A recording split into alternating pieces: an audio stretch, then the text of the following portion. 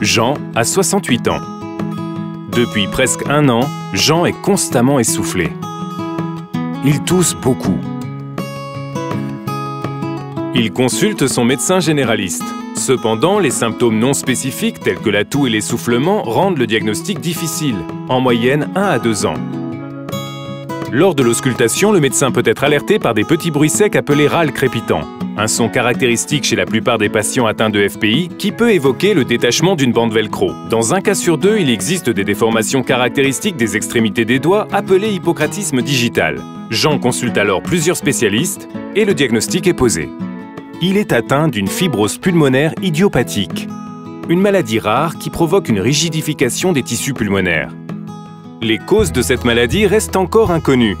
Cependant, certains facteurs favorisants sont identifiés comme le tabac, la pollution environnementale et les antécédents familiaux de fibrose. La FPI touche 11,5 personnes sur 100 000 en Europe et environ 7 704 patients en France. Elle affecte plus souvent les hommes et débute en général à partir de 60 ans.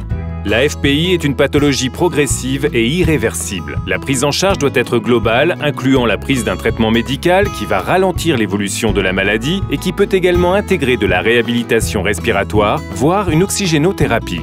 Une transplantation pulmonaire peut également être envisagée.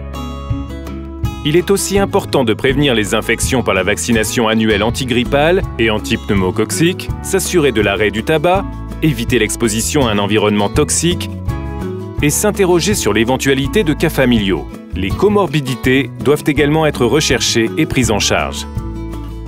Les premiers signes de la FPI doivent être détectés au plus tôt. Une prise en charge médicale associée à une réhabilitation respiratoire et des actions de prévention permettent aux patients une amélioration de la survie et une diminution de la progression de la maladie.